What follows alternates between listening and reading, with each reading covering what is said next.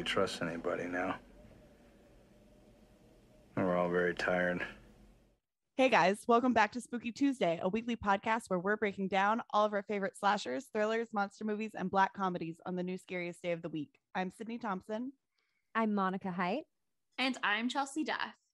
And this week we are doing the movie that one of the best X-Files episodes is based off of.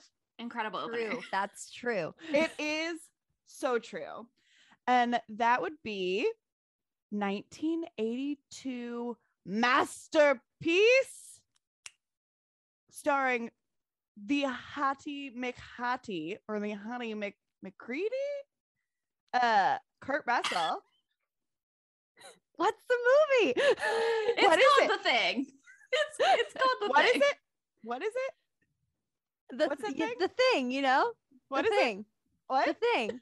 What? You know? What's the the thing? thing? What's You happening know? here? What's going on thing. right now? What's Did you the not- thing? Is this a who's on first, what's on second that we No. slipped into? Oh my God. Wait, what's the name of that bitch? I always almost say Rachel Maddow, but it's the opposite of her. What's her Who's the name? opposite of Rachel Maddow? Laura Ingraham. Laura Ingraham. Laura Ingraham. There is this whole video with Laura Ingraham where this guy Actually came thought on. that was scripted, so I don't know how to feel about that, but I know what It you're talking wasn't. about. It wasn't.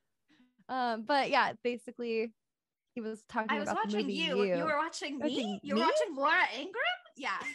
Yeah, it was the stupidest thing I've ever seen. Anyway, I love The Thing, by the way. The movie we're What thing? talking about this Oh week my on God. on the podcast. You know that thing where you're in Antarctica and you're just having a nice day with your boys doing some research for the US government, and all of a Yes, love sudden doing some research for the US crazy government. fucking Norwegians start flying their helicopter all up in your shit, shooting at a cute little puppy. You know that thing? Yeah. I do actually know that thing. Yeah. That thing. Yeah.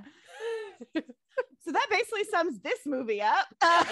And that's at the end of the That's your episode. whole IMDb There you go. logline. Sure. No, we can just end the episode now. Like that's it. That's it. Nothing else Goodbye. happens. Bye, Bye, spookies. Thanks for listening. What's happening with A you guys chaotic right start. now? Why is chaotic start. It's that thing. Oh my God. Chelsea that doesn't get thing. it, but you guys I- get it, don't you? I don't know. I feel like how most of our listeners must feel 100% of the time. Listen, Oh, I warned well, you, my welcome to brain the was experience. all weird watching this movie. So I was like, who knows what I'm gonna say? Apparently not even me. Not even me. Not even me. Okay, well, Sydney, do you want to tell them the IMDb little synopsis thing so they know what The Thing is actually about? Sure. A research team in Antarctica is hunted by a shape-shifting alien that assumes the appearance of its victims. Shit. It is Fucking terrifying basically concept. yeah, it's basically Alien meets The Faculty meets, to backslide into our Twilight episode, The Host by Stephanie Meyer. But also Yeah. meets The Shining. Yes, that's true. I Yeah. actually mentioned Yes. The Shining very early on in my notes. They say right after because it opens as you know, that thing where the dog runs over the Antarctic plains or whatever. It opens with the dog running over and the Norwegians chasing after it, guns a-blazing. And then It actually opens with a spacecraft oh, that's true. landing Excuse me. on Antarctica. Well, you know that thing where you forget You know about that the thing? spacecraft in the opening You know of that the thing. thing about Okay, I'm Antarctica? on board with the gag now. Chelsea gets it. Chelsea gets it now. She's picking up what we've been putting down. It took Okay, me a I've seen second. this movie many times and I did not remember that very beautiful CGI spaceship at the beginning. That's a How beautiful. dare you say CGI? piece of I bet art. that was practical effects. Okay, I'm so sorry. Oh yeah. That's This the is real 1982. Earth, That's Monica. practical. I'm so sorry. That real spaceship that they filmed IRL in space. It probably was. Actually, I don't remember what that shot looked like, but they probably did like a little mini model or something. They were so good at doing practical effects for everything back in the day. Well, so I this prefer movie had them. a really large practical effect budget, Yes. and it was all crashing an alien ship onto Earth, like to get that. They built a real life-size alien ship. They shot crashed it up into into Antarctica. space, crashed it in Antarctica. Thank God they'd $1 gone to the million. moon a full 13 years earlier, you know? That's like fucking War of the Worlds, the one with Dakota Fanning in it. Mhm. Whenever that one and Tom Cruise, they like used an actual plane for the plane crash scene. They didn't crash it, but they did use a plane and smash it up. And so other planes would fly over it and be like, what do people say? Roger, Roger, Roger. There's a downed plane in Universal Studios Hollywood. They open it. Roger means okay. Shit. Roger. They're just Space calling control. Mayday, Roger, Mayday. asking Air for traffic help. control. Air traffic Roger, control. in air traffic control. Are you Hello, there? Roger. That thing where you have to call Roger at air traffic You know control. that thing where there's a guy named Roger who works at air traffic control? Yeah, everybody knows Roger. Everybody loves Roger. Okay, stop. Okay. So there's this movie that we're watching. It's called The Thing. And there's a dog. And here's the thing. Here's the thing about The Thing that makes me feel so upset. This whole movie happens to this lovely group of men who are just subsequently punished for saving a cute pupper from certain death. And how could they ever say no to a cute pupper when crazy men are shooting at it? You know, it's just like they had no choice but to let this pupper into their home, and then they are subsequently slaughtered because of it. It's just not fair. No, they did the right thing, but just sometimes it shows doing the right thing. They did the right thing for the wrong thing. Wrong thing. Hey! Boom, rubber. The thing is, it's not their fault that this alien is so good at looking like a cute dog, you know? Yeah. Okay. I want to talk about how that dog is the best actor in this entire movie. That dog is incredible. It's an incredible. Incredible. Jed's his name. And I knew that was one of the few things that I knew about this movie. I'd never seen it before I watched it for this episode. But I knew just from being a person in the world who experiences pop culture that Jed the dog was very spooky on the set of this movie, like almost unnaturally so. Didn't look at any of the cast or crew members really when it wasn't supposed to. You know what I mean? Like you have animals on set and there's some unknown element because you have to try and like prompt them with little toys and stuff off screen to get them to do what you want them to do, but Jed just did it and everybody was like, that's creepy. Jed is a professional actor. Exactly. Okay, like I'm sorry that it made the humans uncomfortable that they were being out professionalized by a dog. Okay, Jed that was is like, a them what is problem, this? not a Jed problem. Exactly. Jed was like, what is this amateur hour? Kurt Russell, what are you doing, sir? Look at a real actor right here. You think your hair looks nice? Look at this coat. You know what I mean? But Kurt Russell's hair looks really nice. Kurt Russell, period, in this movie looks very nice. Also, very nice. Everybody in this movie is hot as hell. Everyone is so hot. Not Everyone everyone, is- but a lot of people are hot. which just Arguably, makes how dare you? Who are you saying is not hot? But The guy who turns into a spider is not that hot. He's kind of cute. He's cute, like a sweet teddy bear man. maybe. Anyway, one thing I just want to say about Jed though, that to kind of lean into something that you guys have already said is like I said, literally the only thing I knew about this movie was that there's a spooky dog and that the dog is spooky. Therefore bad, evil, whatever it was. And yet somehow you thought still this in was the Cujo. opening. No. I knew the basic premise, the thing takes over people. The dog must be the thing if it's spooky, whatever. And yet still somehow in the opening, I was like, they're shooting at a dog? How dare they? Obviously this dog is good and these people are bad. And I literally tricked myself into coming to the conclusion like, oh, they're not shooting the dog. They must just be corralling it in the right direction because to shoot at this dog would be mean. And why would they do that? Would be unacceptable. How dare they? Yeah. Reprehensible. Honestly, like there's a lot of stuff about the dogs that I just like don't want to talk about that I know is like such a main point. I'm like talk about it. I when I was watching this, I was just like, no, no, no, I don't want to watch this. It's deeply disturbing. Like all parts of this movie are deeply disturbing, except for how hot Kurt Russell is. A note I have is Kurt Russell can kill me, and I stand by that even to this day. But the thing that really bothers me about it is like, why couldn't they just let him be sexy? Why did they have to give him Pharrell's hat?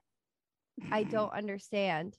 The giant fucking hat. Do you guys remember that period of time when Pharrell wore that cartoonishly large, like Smokey How could the I forget Bear, that, Monica? What's the moose? Oh, I can't remember. Yeah. Bowinkle. That big Bowinkle, like fucking Bowinkle hat. He wore it every day, all the fucking time. Kurt Russell walked in that shitty hat so Pharrell could fly in his shittier hat. It's the same fucking thing, and it's infuriating. Why is it so tall?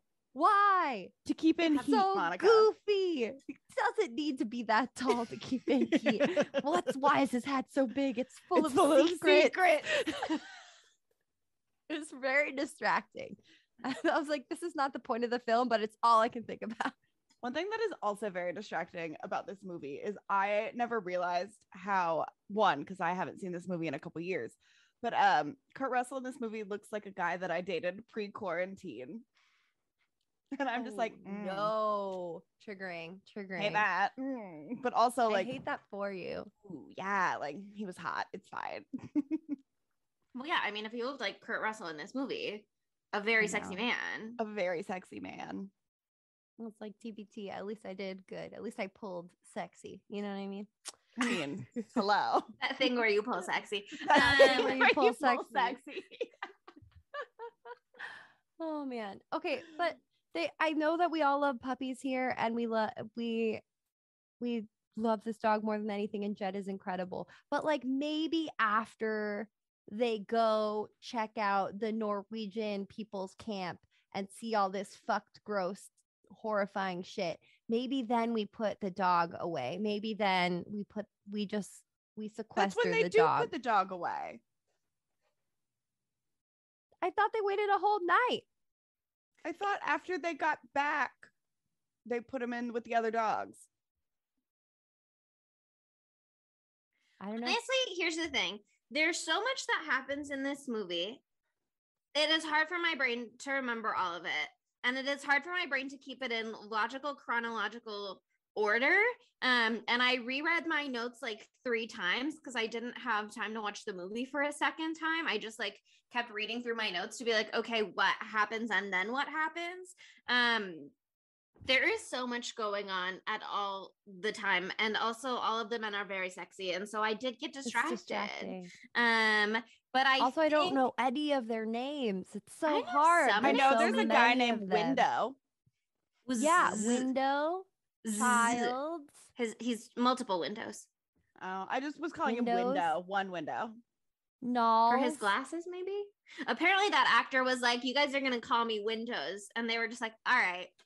Okay. Okay. That's a character choice, baby. Sure. I know the doctor's name's Copper. Good old Bennings. Ooh. Bennings is the guy who gets shot in the beginning. I like literally went through and I checked all of their names. McCready is sexy Kurt Russell. Childs is sexy earring guy. Obsessed with him. Oh my God, Knowles, he's so hot. Who has another full name but is only listed on IMDb as Nelson. That's what they called him most of the time. He's the one who has the beanie and roller skates and listens to Superstitious. So absolutely a sexy legend. Him. He is so sexy. It's stupid.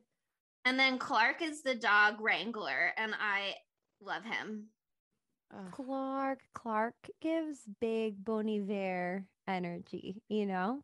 He's got that woodsman, like if he hadn't succumbed to a gunshot wound right in the middle of If his he forehead. hadn't succumbed to his gunshot wound. I know. If he hadn't died after being shot point blank in the forehead like a loser, he would have definitely gone off into a cabin and written an album about his grief over the dogs and their slaughter, for sure. He's got So that sort of true. sensitive soul. True. But yeah, there's a lot of dudes here.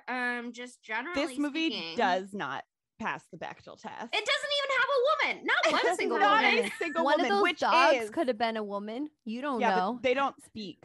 But also, They're also not named characters. they're not named characters. But also, Just does saying. this make this movie the gayest movie we have ever covered?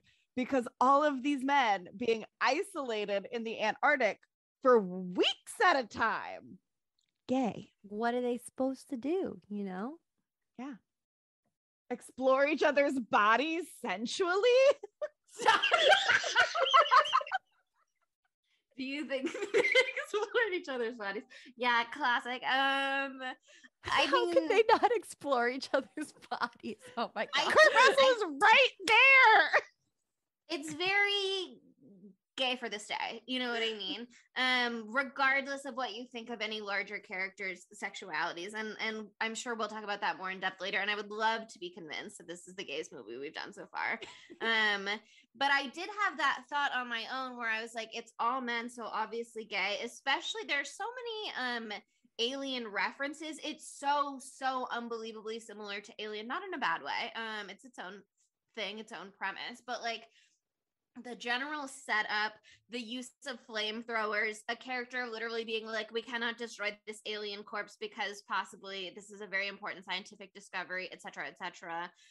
Discovering an alien spaceship and exploring it, and a crew excavating part of it and then being overtaken by that excavation, etc., etc. Also, the scene where not Clark, what's his name? Oh, Norris, where Norris is dead on the slab, and then his tummy turns into a big mouth and eats the Yes. guy's I arms. hated the that. chest burster That is turned chest Just mouth like the scene. chest burster. Yeah, Mhm. exactly the same. I literally was But- getting them confused in my head. I was like, wait, what? The alien doesn't burst out of his chest? I was so confused what was going to happen. I- 'Cause yeah, I just again- conflated them completely. I basically forgot what happened in this movie because I hadn't seen it since high school. And I was just like mad for the same reason that I was fucking mad at Alien, was like I was unsuspecting of this exact same thing and it got me twice. Like fool me once, shame on you, but fool me twice, shame on me, you know? Sure. Yeah. Mad at yourself, but mad at them too for making you look like a fool. A fool. But if you'll recall, some of the alien deleted scenes were gonna be about the characters all fucking each other because biological urges, baby. Some people need to fuck. Yeah. Some people and need to fuck. some people need to fuck. Not all people, but some people certainly. Mhm. And there was also going to be a deleted scene on this movie where Kurt Russell's character McCready had a blow-up doll. And so I simply think if they must fuck on Alien, they simply must fuck here as well. Although even if pressed, I could not point to any two pairings and be like chemistry. You know what I mean? Oh, I can. Okay, I would love to hear it, and I can't wait. Before I get there, like, why of all movies that we have watched, and it didn't happen in the movie, but it happens in the story. Why was it the movie with the orgy? Why can't any of these other You're movies be forgetting the movie with Society, the baby. orgy? Okay. Oh my God. Also, okay. Thank you for Very bringing up society. Yeah. Because Yes. we're bopping all over the town here with this film. We're not, nothing's linear. It's that thing where nothing's linear. You know that Um, thing where nothing is linear in the you know that thing? thing. You know that thing, right? Yeah. Okay. But the part almost completely at the end where, oh, what's his name? It's not Copper, Blair. Where Blair, you figure out that he is already Big spooky monster guy? yes, a reproduction. What's the word? A simulation? No, Imitation is Imitation. They use that He's- word a lot. Okay. he's the imitation, and then he goes up to fucking Gary and he sticks his hand into his face and his hand just like phases into Gary's fucking face. If that ain't a shunting, I don't know what is. Yeah, and his face literally like stretches away from his face, just like in Society. Brian Usna watched this film. Brian Usna said this is the 100%. blueprint. He was like, this is very sexual. We should make it actually sexual in my movie, The Society. The body horror in this movie is so incredible. And like practical effects will always be CGI when they're done right. Like they just one of my favorite scenes in this movie that when Kurt Russell and Copper go to the Norwegian camp and they're like looking around and they see like a trail of blood and you see this like frozen dead body. Ooh. And it has the dead body has slit its wrist and the blood is frozen and you can like see that all. And I was just like, incredible detail, like disgusting, incredible God, I'm obsessed. And I thought it was good world building too, because I kept being like, I feel like they're not really utilizing or acknowledging like how fucking cold it would be. This is Antarctica. And then they showed that guy and I was like, okay, his blood literally froze as it was still coming out of his body. So that happened pretty fast. Incredible. Pretty cold. And I so had the really biggest fucking smile on my face during that scene because I was like, this is me too. Well done. Me too. I'm glad I'm not the only one who was geeking out over that. I was like, I'm like, everybody looks good in fake blood, including this frozen popsicle of a man. This little suicide popsicle. Blood flavored. Ew. Blood flavored popsicle. An interesting fact, though, before we move on from that scene, is that the burned out Norwegian base is actually the same set piece that they blow up as the American base at the end of this movie. They just like reused it instead of building a second set piece and destroying it. That's smart. That is very environmentally friendly, which I appreciate. Good for them. Although apparently they also just like left pieces of this movie behind in Canada where they filmed. They wish. Practical effects can only go so far. But they filmed some of it in Canada, and these two big movie guys who maybe have a podcast of their own. No, I don't know. Didn't put it in my notes. But they like went on the filming locations to see like what got left behind, and one of them took like a propeller home with him that he found from like the Norwegian helicopter. That's so funny. It's like LA's haunted hayride and how they left all of their shit behind so I could pilfer through it. Exactly. It's the exact same thing. It's a clear reference, Monica. It's a clear reference to my lived experience. Oh man. But I mean, this movie is like the gift that keeps on giving, you know, like not really though, actually, because it made me more and more upset. But like, if you're looking to be really, really fucked up, like this is the movie for you. If you hate body horror, you're going to fucking throw up. If you hate like social horror or like just uncomfortable, awkward anxiety, you're going to throw up again. Like it is a fucking mind game. I love that it's a mind game. And it also has that like gross out, ridiculous body horror effects. Like you get it all in one.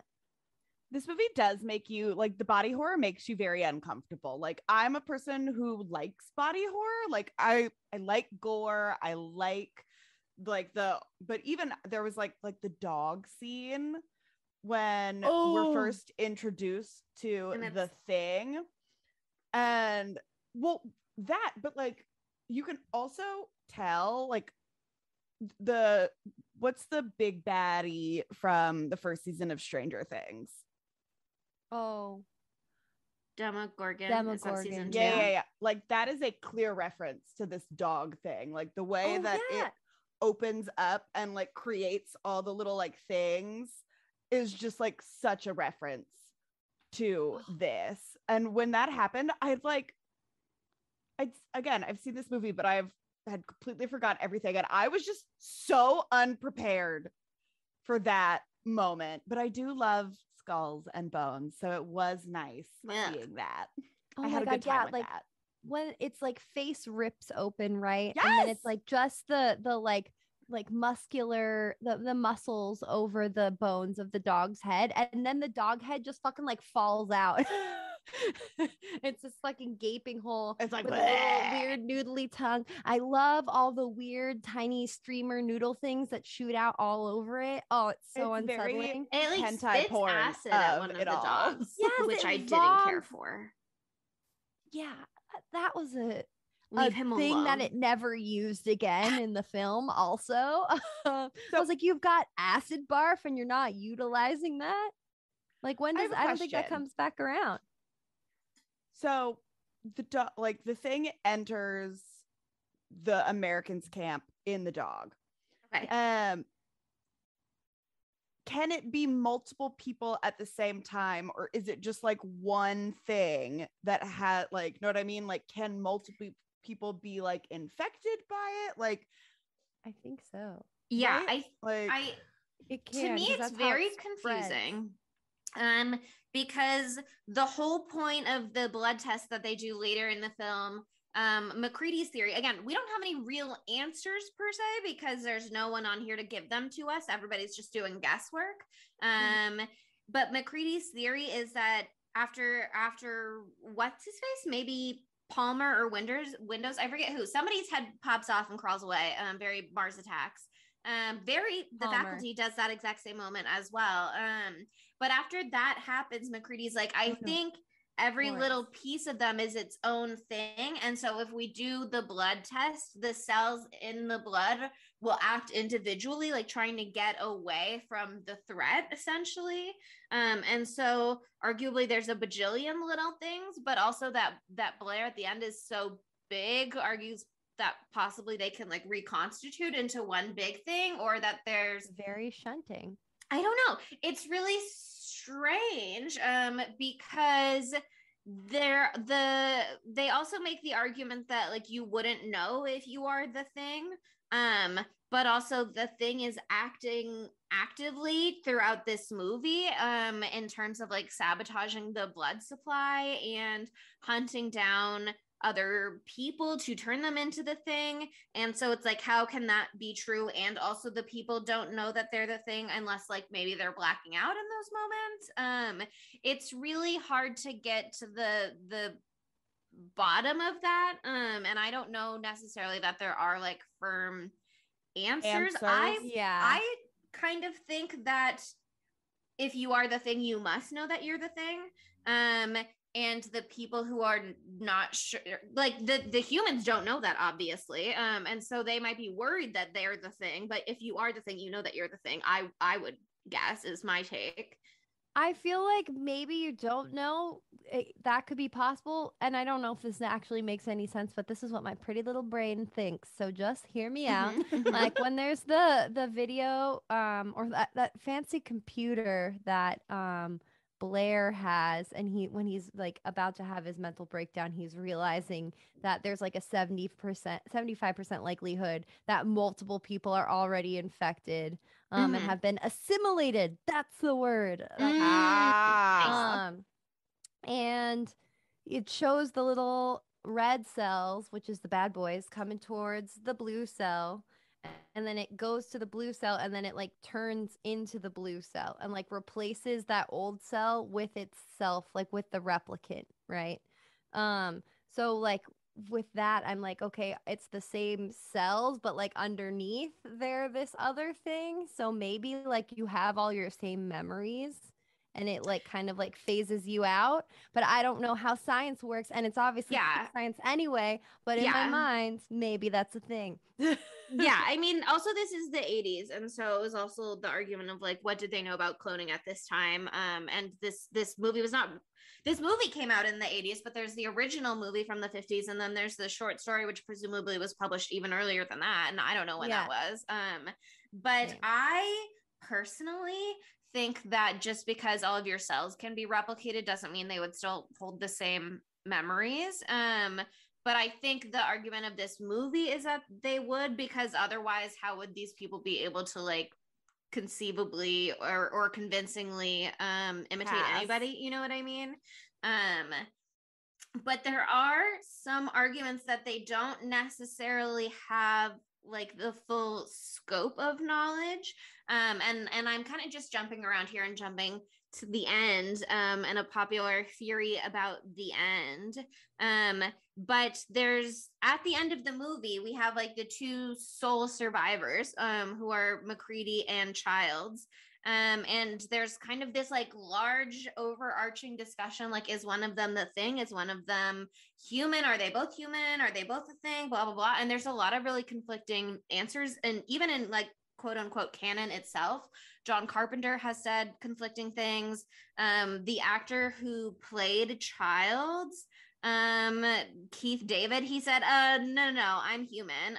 But there are like proof either way, because there's also a 2002 video game that John Carpenter was like, that's the same canon. And there was a 2012 movie, and one of those established that like when the thing takes over you, it rejects any inorganic materials in your body, so like cavity filling, stuff like that. And so the argument goes that it would reject his earring, and he has his earring, and so he must be human. Love but that then detail. yeah, really cool detail. But then another theory is that you really see Kurt Russell huffing and puffing, McCready huffing and puffing at the end. You can see so much of his breath, and you can't see any breath from Childs, like steaming in the Antarctica outside cold air. And so it's like, is he breathing? Although arguably you would think that the thing would need to breathe within like a human body if it's replicating those cells exactly anyway.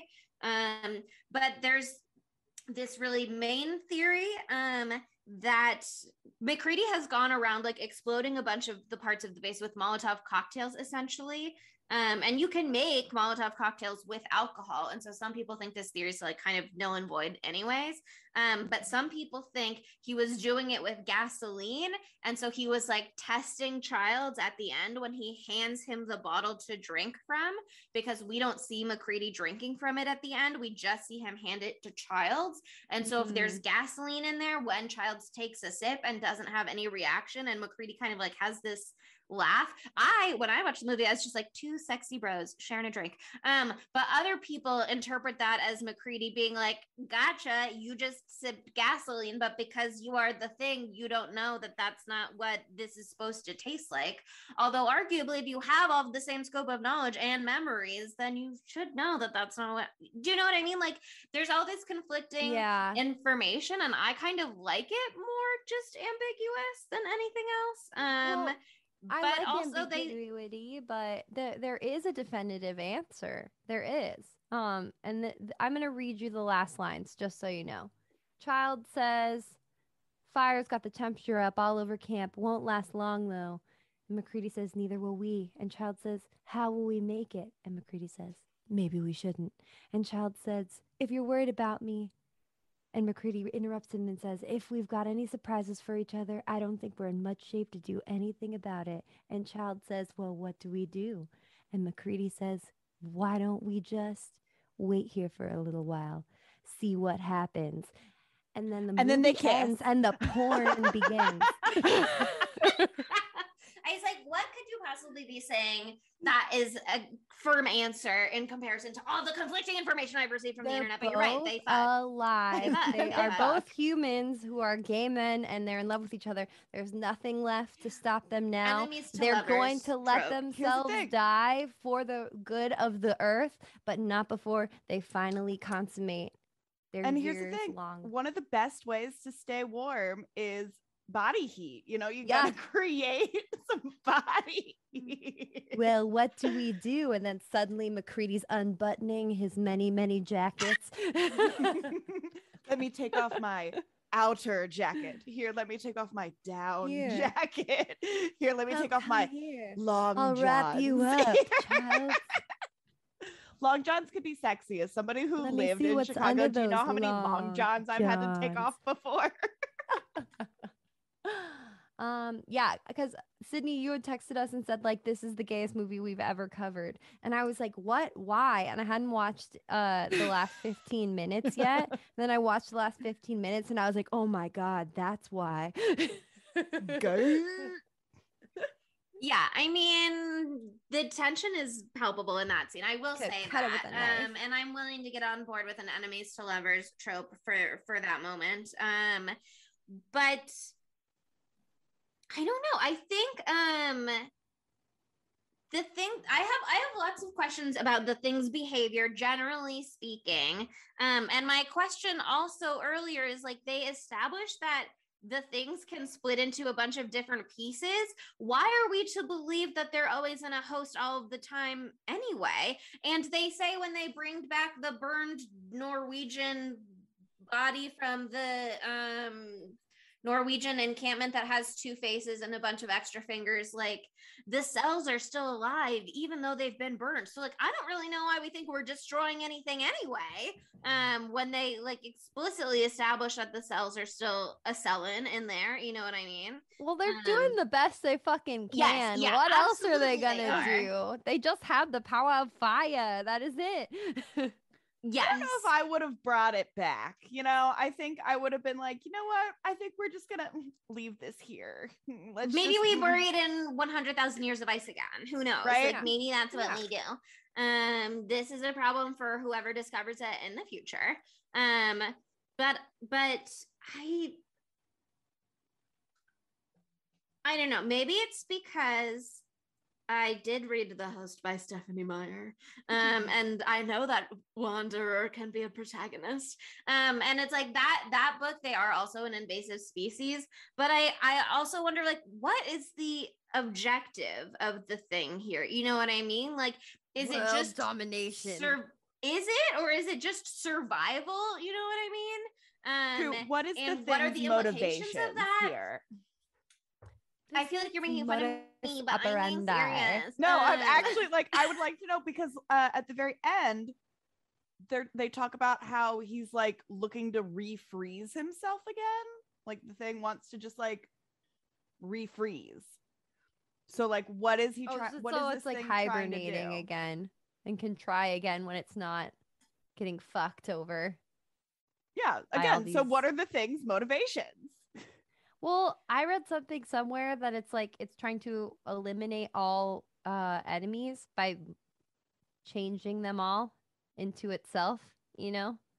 So also maybe it needs to be needs to assimilate, like, yeah, it's assimilating us into it, but it maybe needs to assimilate itself into us so it can survive on our planet. So like it needs to have, like, similar to the host, it needs to have the host in order to survive. I think it has to, because otherwise it would just be like, I don't know, some wiggly worm, whatever the fuck it actually is. Like it just obviously, like in the host. Yeah, some little wiggly worm. But it instead, like, even when it shows itself, it's still like part dog, part Blair, part whatever else. Blue eyes floating around in there, all kinds of extra bones and shit.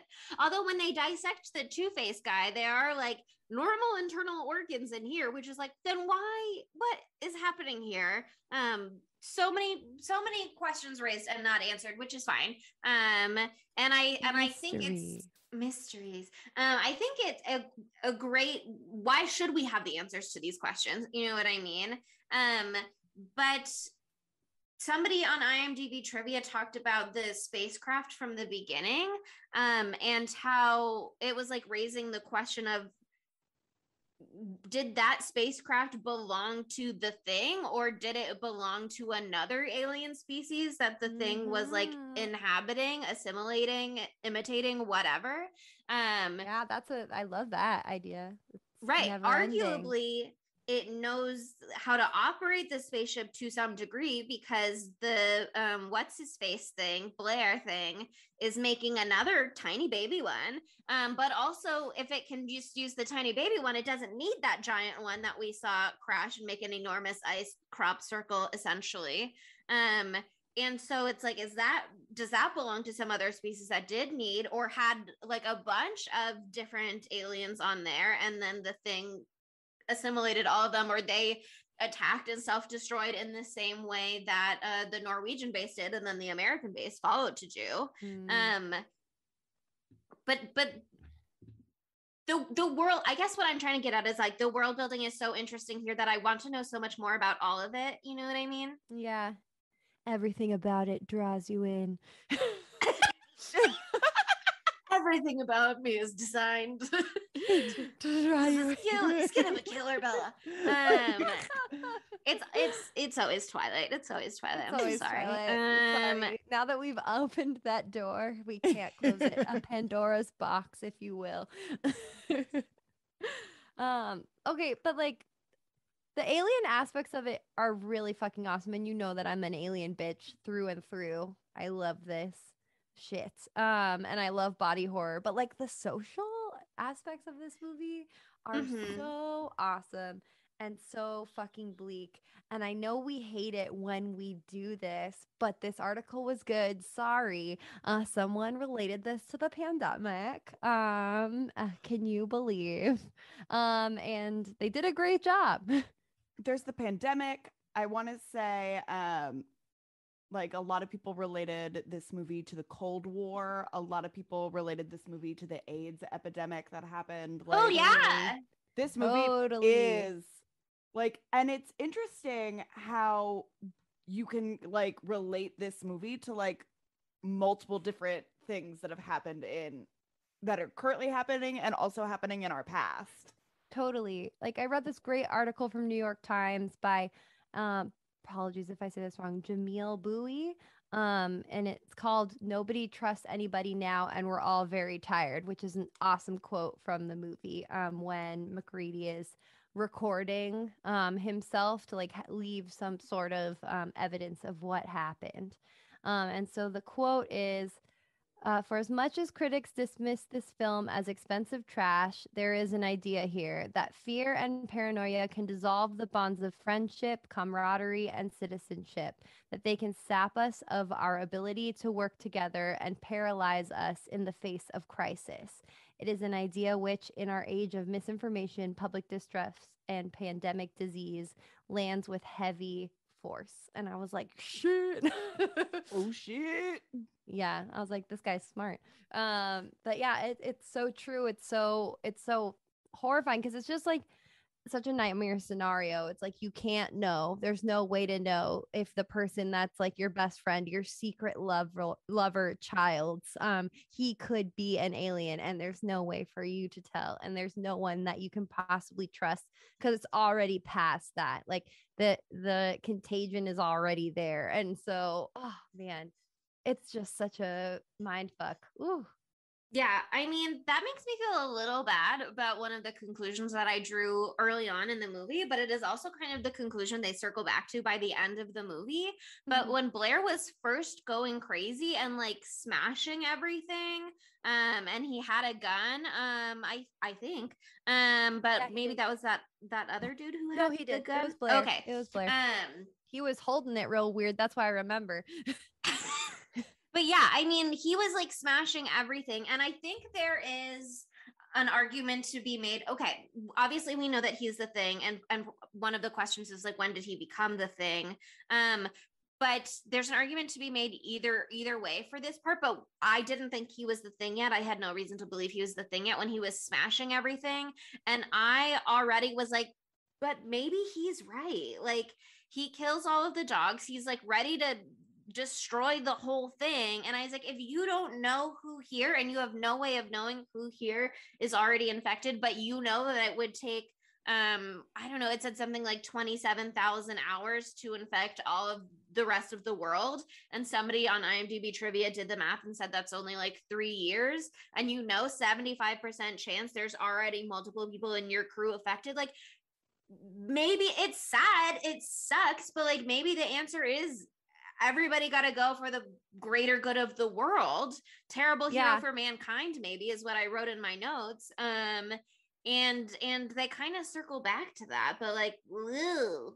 Yeah, playing that directly onto the pandemic, obviously it's a little bit of a different scenario, but I I mean, I totally thought that I don't think he was the thing at that point either. I think he was just like this risk to humanity is so great that we need to sacrifice ourselves to stop it before it starts.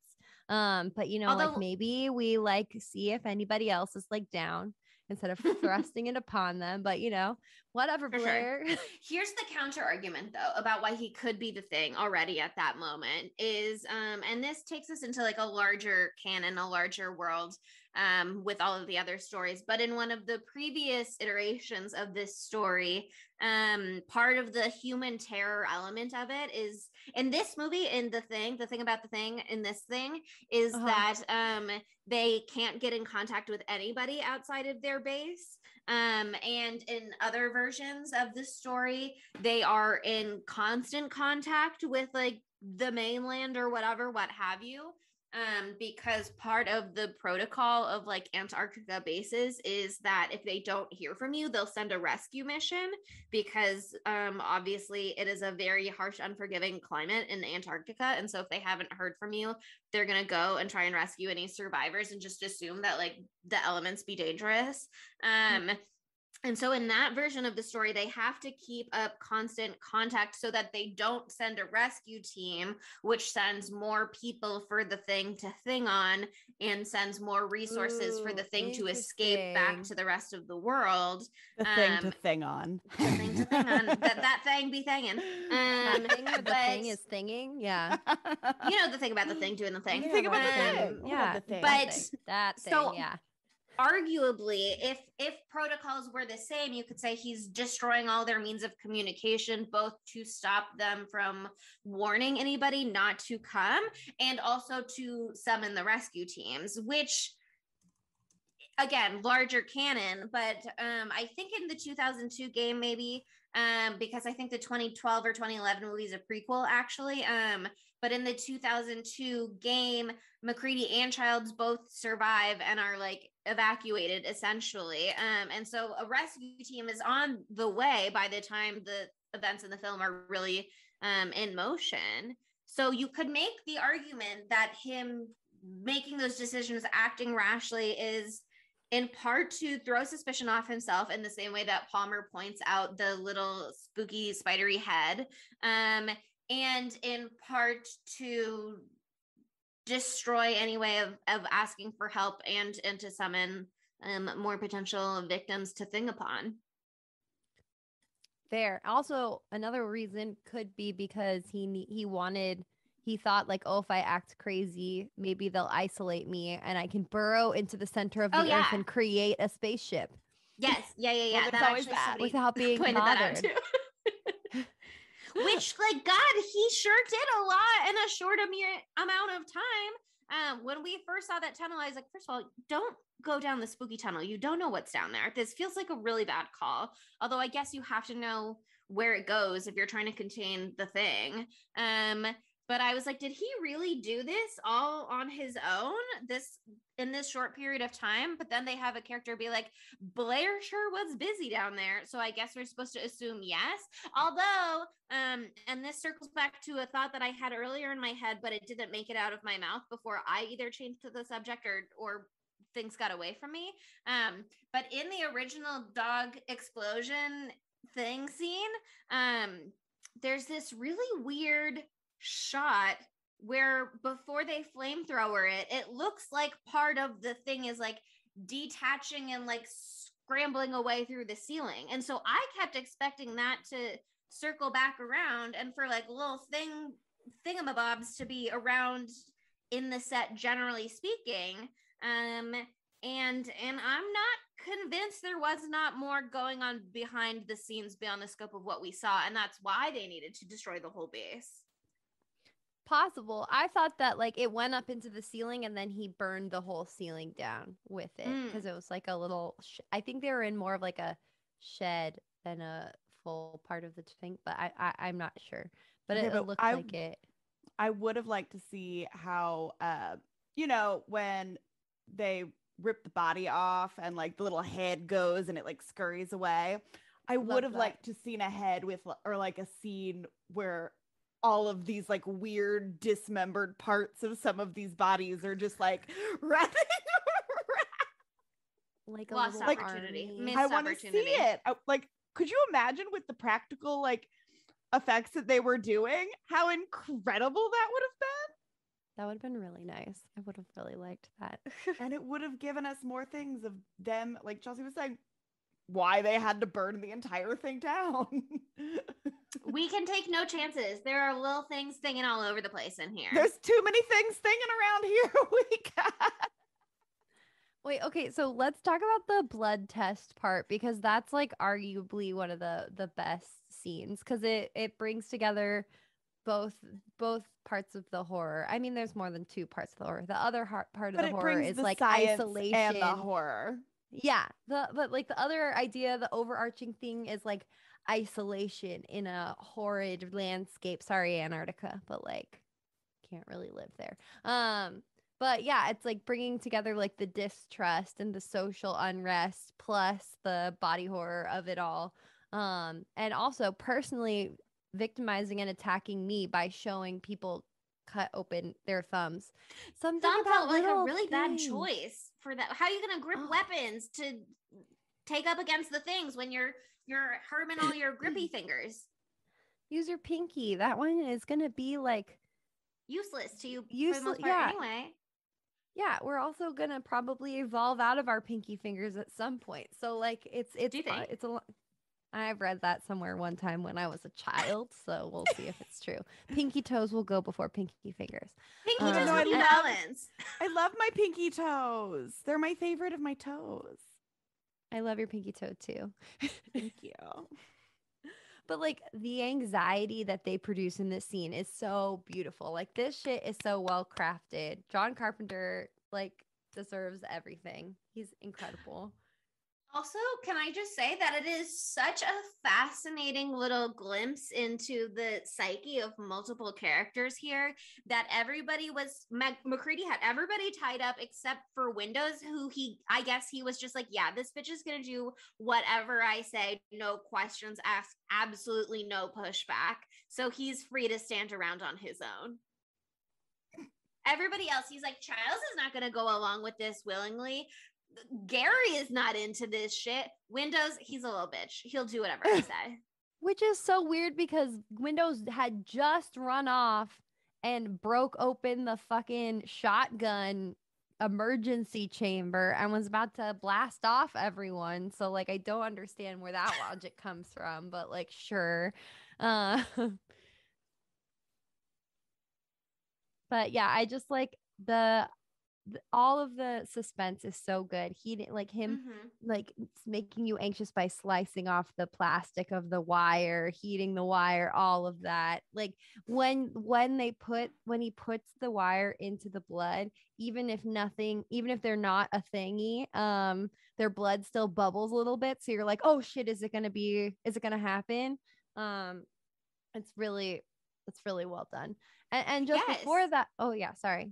And Windows having like that relieved reaction when he realizes he's not was like so great for them to be like, we don't even know if we are, like we have to test ourselves. And there's also a really interesting cinematic element to that scene. This film is beautiful, first of all, other than all the body horror, which is disgusting, but like the red flares, Also beautiful, blue snow, gorgeous. Beautiful.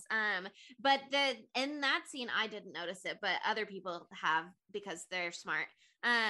The lighting in that scene shows that everyone who's human has like the light reflecting in their eyes and like over their eyes, except for Palmer, who is the thing and the only one of them among the thing whose like eyes are like shaded in darkness to kind of cast a little narrative cinematic suspicion on him, a little hint for the audience, which is nice and spooky.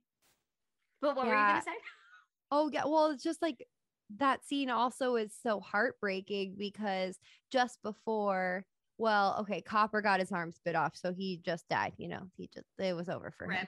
But Rip Clark, Copper. our doggy loving boy, who's on edge because his beloved puppers have all been slain, gets shot point blank in the head, And they go and they test the blood of the dead bodies, and they were fine. And that part is so devastating. Childs is like, oh, so you're a fucking murderer. And McCready's like, and moving on to the next one. And who's next? And He's we don't like, have "And I'll time do for it words again." like Pop, pop, murderer. pop. I don't believe in labels. One of my favorite parts of like the blood testing scene too is when they get to, is it Knowles? Is that how you pronounce his? Knowles, yeah. Yeah, Knowles. And they test his blood, and then it immediately cuts to him standing with McCready holding a flamethrower. Amazing. I love like him so much. That was so funny. You know what I mean? Like just that like immediate, he's like, you're on my team now. We're getting Yeah. you a flamethrower. Oh my God. And then I just love, it's Palmer, right? Who turns out to be the thingy in this part. Yeah. I always forget his name. His transformation is just so fucking nasty. I really thought he was gonna explode because I forgot what happened. So I thought he was gonna like explode and infect all the guys that were tied up next to him. The fact that he's like turning into this nasty like blood gushing balloon boy, and Childs and Gary are forced to be tied together with him, not even tied up against a chair. Like they're in chairs that are all connected, so like they can't even scoot away. Like they're totally fucked. It's just horrifying. And then poor Windows is just, it was gonna happen eventually. He's kind of a little bit of a weird space cadet. He didn't act fast enough, and then he got his head launched, and that's what fucking happens. You gotta blast him fast. That's the rule. Poor guy. R.I.P. I love that anything can become a mouth. I love that a tummy can be a mouth. Your head can be like, now I'm a mouth. Like anything can be a mouth. Anything can be a mouth if you're a thing. If you're a thing, anything can be a mouth. A mouth. I said a mouse. Maybe that too. If this was society, there would have been a butt that became a mouse. A mouth. A mouse. Shit. Blew the punchline.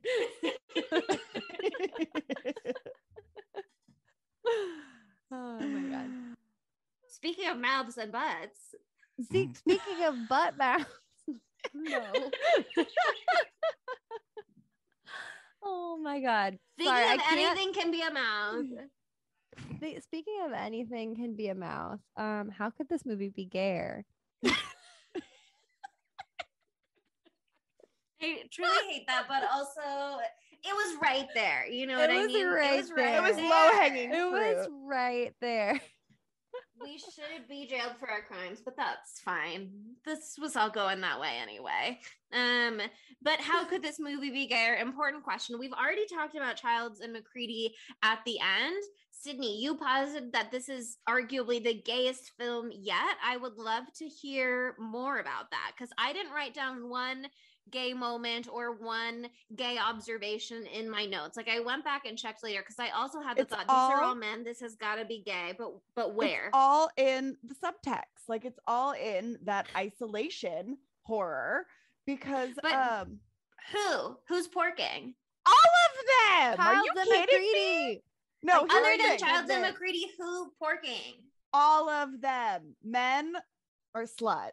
So they're just like all fucking each other, and you know this, like The masculine urge to be a slut. That's why urge it was to be a slut. Yes. And also that's why it was extra heartbreaking when they had to start killing each other because they were like, remember when we had that Remember when we all explored each other's bodies as a group? Yes. Actually, Remember when we went up to McCready's little shack and a little bit of J&B led to a little bit of this and a little bit of that? Is J&B the alcohol he had? I think Yes, it was. that's the whiskey that J&B they have. led to some BJs. BJs. Hey, I love letters. I love to See? rearrange Gay. them. Wow. Gay, Incredible. A little frisky. But there is a moment in the beginning. Bennings is like the first to go, and then there is that moment where Gary, I think, with the white eyebrows, he was so sad, and he was like, "I knew him for 15 years." They were in love, probably. I think. Okay, but think about this too. Like, not like as so this came out in 82 when, and we said earlier, like this could be like a big allegory for like the AIDS epidemic. But imagine if you were like a gay man and this thing was like running through your community of all these people and like you didn't know, but like all these like men were dying. And so like imagine being like the sole person and like this person is now dying and this person is now dying. Oh my God, how do we know that you're like creating that? So that's how it could be gay. And they did have some explicit STD references in this movie. Obviously, I mean, not obviously, I don't know if the AIDS crisis was like enough in discussion for it to have been like referenced by name. You know what I mean? I think we're a little before that, but they do reference VD, I think, in like a poster in the background where it says something like people aren't labeled or people aren't wearing, it says they aren't labeled, chum, and it's a sexy lady and she says I have VD, and so it explicitly was like hinting at dangers that you can't see that very much exist, and can be transmitted person to person, thing to thing, and so I think it really does go hand in hand with the AIDS crisis specifically, even if that's not necessarily what was intended at the time of the creation, which is obviously sad and tragic and horrible and something that was really rough for the gay community as a whole, and has long lasting effects. But that really adds an element of trauma that makes me super sad. Yeah. Right? Fuck. Oh. Can we talk about somebody kissing, maybe? Who Okay, kisses? I'll kiss. Childs and McCready at Get the end. specific! I don't They know lean names, in, they but drink you know, out of the J&B at the same time. but here's the thing, you all know Their that final they swig. kiss Windows on the forehead every night before they like tuck him in and they give him a nice little forehead smooch. Like they all stand in a line Oh, and that's they so go, cute. hello, Windows. Good night. good night. Okay, good night kisses for Windows. Obviously, yes. I'm so happy to buy into that. I want Clark to do a kiss. Who does? Maybe Fuchs? Fuchs? What's his name? Probably not Fuchs. Probably not, but who knows? It Who might knows? be Fuck. It is now, baby. I just would love to have had a little more lingering moments, maybe. If I were to make this film gayer, I would put a little more of the subtext that we can apply to the film into the film directly. I don't need blatant text, you know what I mean? But maybe someone could express a little more sorrow for their friend instead of fear for themselves. In the same way that we get Gary being sad about Bennings, maybe we could get some romantic glances, you know what I mean? A little raunchy humor between the boys in the beginning when they're still like playing card games little and butt stuff. tap that men do. Yes, men love to Little tap each other's man butts, to man and butt tap. even in contexts where they're like, we're straight. The So masculine urge to just touch another the man's masculine butt. urge to Grab a spank a little man booty. ass. Yeah. I would love to, if we were to make this film gayer, that's what I would want. I would want More butt spats. more flirting among these fellas, you know what I mean? Like they may have all been fucking, but I wanted that the flirtiness to be part of it, not just a biological urge. I want some yearning, I want some feelings involved. That's what I would like. Love and lust. Yes, It's gotta happen. yeah, It's there between Childs and McCready. We Oh, see it sure. all. Yeah. Okay. they're It's I there. guess the main compelling romance. It's canonical. What? Canon. Palpable. Okay, so where would Matthew Lillard fit into this film? Okay, he would make a great Norwegian. True. Believably. He would also be a good Windows. Okay. I could see him being like a Fuchs guy too. One of the guys who has the little glasses who goes out and gets burned in the snow. That's who Fuchs is. I Yeah, fucking yeah, forgot who he was. Yeah. There's so many people. There's a here, lot of dudes. Lots of bros being bros. You know what I mean? Mhm. I think, you know what would be cute? If he was the voice of the computer instead of that sexy lady. He could voice the little chess game that McCready is facing off against. And they have that kind of like a flirtation a little bit until McCready is like a super ass sore loser. But that would be a little gayer, and Matthew Lillard could have fun with that moment.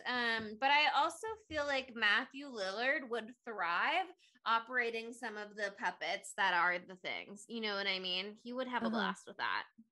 Yeah, he'll just be one of the things. He's the thing that Jed the dog turns into. That's what he is. He is the two-faced thing that they bring over from the Norwegian base. Oh, he could be the Jed popsicle guy. Oh, yeah. He'd look great as a popsicle. All kinds of options for you, Maddie. Maddie, whatever you like. I mean, the role is yours. The role is yours, baby. Okay, so that brings us to who is the dumb bitch? The Thing. No. The Thing is actually really smart. No. The Norwegians are the dumb bitch. One, only because they couldn't shoot this stupid dog. Like, they should have had better aim. Two, they ended up blowing themselves up. Yes, they are the dumb bitch because they fucking blew up their helicopter by accident because instead of throwing the grenade, they threw the pin. That was hilarious. That's true. I will say IMDb trivia, and I don't know where they got this fucking information from, but it says like the dog in the beginning is like the bullets do nothing to it. So it argues that like the dog is just because it's the thing, it's just like not responsive to the bullets, or the bullets don't hurt it or whatever. And there's an argument to be made for the thing having healing abilities because apparently Clark like bandages the dog when it comes in, and then the dog just kind of like squirms away from the bandage, arguably proving that it doesn't need it. But also IMDb trivia, and I don't know if this is true because somebody could be playing a very funny prank, but somebody on IMDb trivia says that the Norwegian pilot actually is like warning them in the beginning of the movie. It says the words spoken by the pilot on entering the camp are actually understandable for Norwegians, although it's in broken Norwegian, probably just because of translation issues. Essentially, it translates to get the hell out of here. That's not a dog. It's some sort of thing. It's imitating a dog. It isn't real. Get away, you idiots. So I would argue also the blowing themselves up was not compelling for me when you first said that, because I was like, everybody blows themselves up in this movie, until you reminded me that it was an accident, and they looked down and then they're like, we gotta put snow on top of this retro.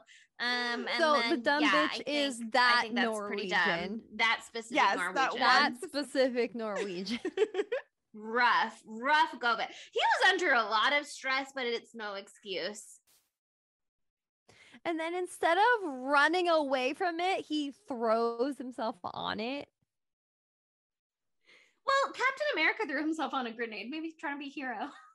Okay, well, this isn't a Marvel movie. Thank God. A Marvel movie, Monica? I said Marvel, and I just have an accent. I just have an accent, and it's very rude of you to make fun of it. It's when I say, what is your accent, Monica? It's just a special you know that one thing where me. your V's sometimes sound like B's. Sydney, you know, it's just that thing.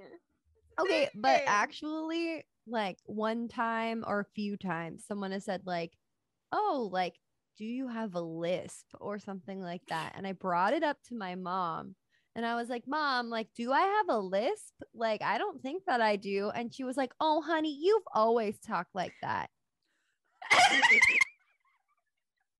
What the fuck does that mean, Mom? what Mom. the fuck? I literally was like, what the hell? Like, anyway, never found out what it means. So I love it's that my for you. accent. So shut the fuck up. Anyway, 9s out of 5s. We should do those. Okay. So when this movie came out, critics were real mean about it. A lot of people so mean. A lot of people really did not like the body horror. This is from IMDb trivia, but John Carpenter was like really, really upset about it. But one critic called Vincent Canby said it was, quote, too phony looking to be disgusting. It qualifies only as instant junk. Someone named Dave Kerr wrote that it was, quote, hard to tell who's being attacked and hard to care. Roger Ebert wrote, quote, that superficial characterizations and the implausible behavior disappointed him. And he also, I think, called it like a barf bag movie or something. Oh, yeah. He like called that. it a great barf bag movie. And he also said the thing is basically then just a geek show, a gross out movie in which teenagers can dare one another to watch the screen. Ebert. Yes. An unnamed critic from IMDb said that John Carpenter was a, quote, pornographer of violence. And then John Carpenter said, quote, that really had me thinking about my career. Yeah, that, not Ghosts of Mars, being called a pornographer. So he was like super bummed. It shook John Carpenter to his core. How dare you? Yeah, but people were really haters about it, which is wild because in the years following that, they really all changed their tune. And now this movie is like one of the most critically acclaimed movies and like one of those movies that's on every like movies you have to watch before you die list. And on IMDb, it's like number 159 on the top rated movies of all of the movies on IMDb. The IMDb rating has it as 8.1 out of 10.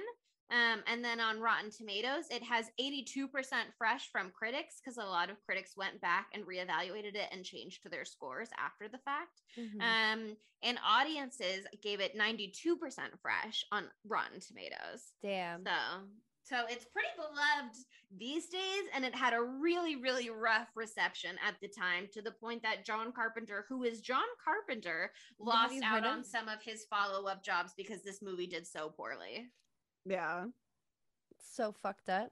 That is so fucked up. Well, it cost like $15 million. So I guess they were like, yeah, that's a big risk to flop. Especially because Halloween cost like $375,000. And they spent like $75,000 on like cold weather clothes alone for the cast and crew on this movie. And then they spent like $1 million on practical effects alone. And then they had to, like, the studio scenes they filmed on studio, they had to refrigerate it down to 40 degrees on the studio so that everybody would be believably cold. Just lots of expenses here. But yeah, it really flopped at the time. And then after, when everyone really went, oopsie, my bad. It was really good. Actually, this movie rules. And they're right. This movie rules. A funny, silly moment that we had, guys. Like, just doing a goof. This article I read, actually, the same one that I was talking about earlier, had a really interesting interpretation of why that was. And he said, I often think the reception of the film received is related to the overall mood of the culture at the time of its release. It's obvious that Carpenter's nihilism, that's how you say that word, right? Yep, Mm-hmm. Nihilism.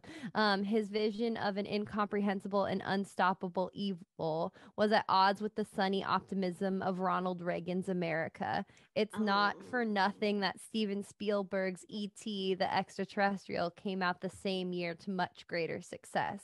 Because that's like an alien movie, but it's like, he's a little cutie. It's fine. And then you cry at the end. But yeah, I thought that was really interesting, an interesting take. Like the people were like, no, everything's great right now because Reagan said so. So shut the fuck up about this unstoppable evil force that will kill us all. I also Reagan ruins everything. He sure does. Really I think does. a lot of people couldn't see it as its own property at the time too. Like a lot of people just saw it as so similar to Alien, which it is, but it also treads some new ground, and it kind of does a different thing. And I like that its ending is different than Aliens. You know what I mean? Yeah. I like that. Sure, she gets away in Alien. You got a sole survivor. I liked that you don't know at the end of this movie, and that they kind of have to be like, well, if we both die here because we're literally in the middle of the Arctic or Antarctic or whatever, like maybe that's for the best. And like we don't know what's going to happen, and there's nothing we can do about it now anyway. I think you're right, that nihilism maybe didn't go over well at the time, but I think it aged well. And I think the concept of sacrifice aged well, and is like a beautiful thing of working towards the greater good, even at your own expense sometimes. Totally. I really, really like that. In my mind, they die at the end after they have a raucous romp, a sexual romp, and then they die. Absolutely fuck. Yeah. And then absolutely fuck. And then they die immediately after succumbing to the elements. Yes. In each other's arms. Yeah. Yeah. But I really like movies like that where it's wrapped up, not like wrapped up in a pretty bow, but like they can't. I mean, they could make a sequel to this. Sure. Yes, of course, because the thing probably is still alive. But like, well, also, I was like, they really left this open for a sequel, because even if they both freeze to death in the Antarctic, another labs tech, whatever, blah, blah, blah. Another 100 years in the future should sure come upon those bodies and defrost them the same way that the original thing was defrosted by the Norwegian crew. You know what I mean? So there's like a billion different possibilities, but I liked it, like you were just saying, as a contained story for those characters. Yeah, totally. Like, it's just you're not gonna get Kurt Russell again unless they do something super chuggy where like, oh, his assimilated being is still alive for the sequel or whatever. Like, I like that it's just this beautiful little world.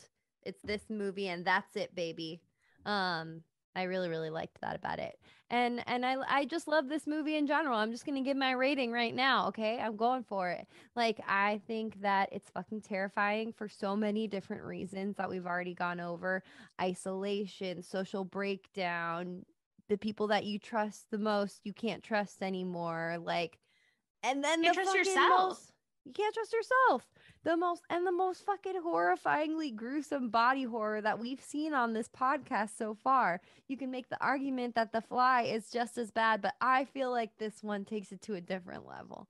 But yeah, I fucking this checks all the boxes for me, except for the box that is having a woman in the film. You know, it doesn't check that box, unfortunately. But I mean, outside of that, for what it is, I love this movie. I'm going to give it a 5 out of 5. No notes except for the woman thing, but like no notes. No notes, because like women are great, but also sometimes things can just be about gay men. Like, let's have them just get their representation too. Exactly. Sometimes it could just be about snowbound gay men. It's fine. Sometimes we should have covered this movie. For the boys. We should have covered this movie for Pride Month if only we'd have known. I also give this movie a 5 out of 5. It's, again, when all the people back in 82 were wrong about this movie. This movie is incredible. And it is a movie I think everybody should watch. Like, this is a movie that, like, sure, is it scary? Yes. Should you sit through it and watch it? Yes, absolutely, because Kurt Russell has the most piercing blue eyes in this movie and the most beautiful beard and the greatest floofiest hair. Like, watch for that. If you don't like horror movies, the luscious hair and the piercing blue eyes and the rugged beard will do it for you. And he's a little bit of a dick, which sexy.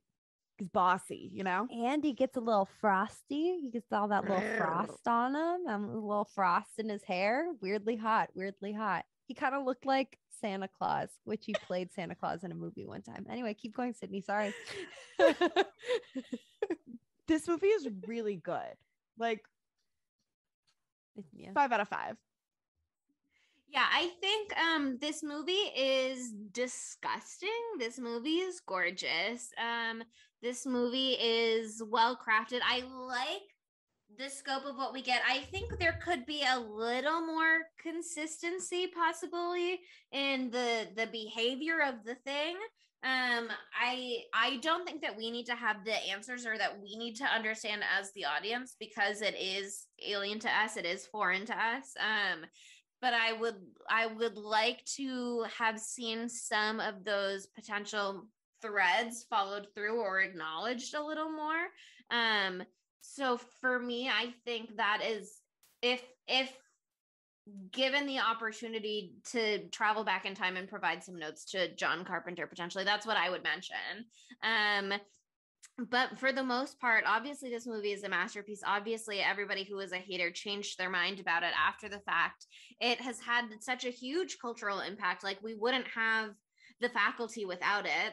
And the Faculty is a blast. I would, I think, want to watch it again to see how my experience of it is on a rewatch, because while I really enjoyed myself, it was not necessarily like it's like Midsummer for me. It's like it's beautiful and I probably will rewatch it, but not that regularly.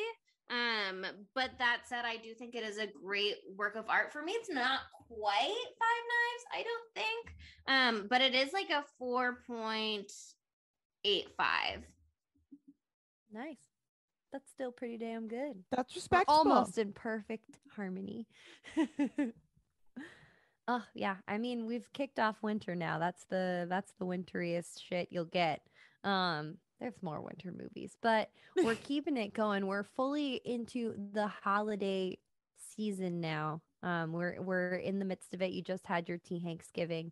Christmas is around the corner. It's Hanukkah as we record this. And so why not do a movie that none of us have seen before? That sounds like a fun holiday risk. We're going to be taking on the 2017 movie. I'm not going to call it a classic because I can't speak to it. Anna and the Apocalypse. I was vehemently against doing this movie for our holiday season last year. I was like, absolutely fucking not. This looks like the worst thing that's ever existed. And my mind has since been changed. I don't know what had come over me. I love musicals and I love horror. Why wouldn't I love them together? I am only slightly apprehensive about this movie because it is a zombie movie and we all know how I Yes. feel about zombie movies. But That I was part of love the reason. musicals. So I'm interested. Yeah, I know a lot of people who really, really like this movie. And so I am hoping to also feel such strong positive feelings about it. But I'm excited to find out more either way, because all I know is horror zombie musical and Yeah. holiday, I guess. And Christmas. And Christmas. Yeah. That's like a lot of shit to put into one thing. It sounds busy, but people think that it works. And so I'm excited to find out why. Like the trailer. I didn't watch the trailer. The poster is her in a very Mormon kind of outfit, holding a candy cane that is like a knife at the end. So that seems like it'll bode well, I'm sure. A giant candy cane. Sorry, excuse me. A huge giant candy cane.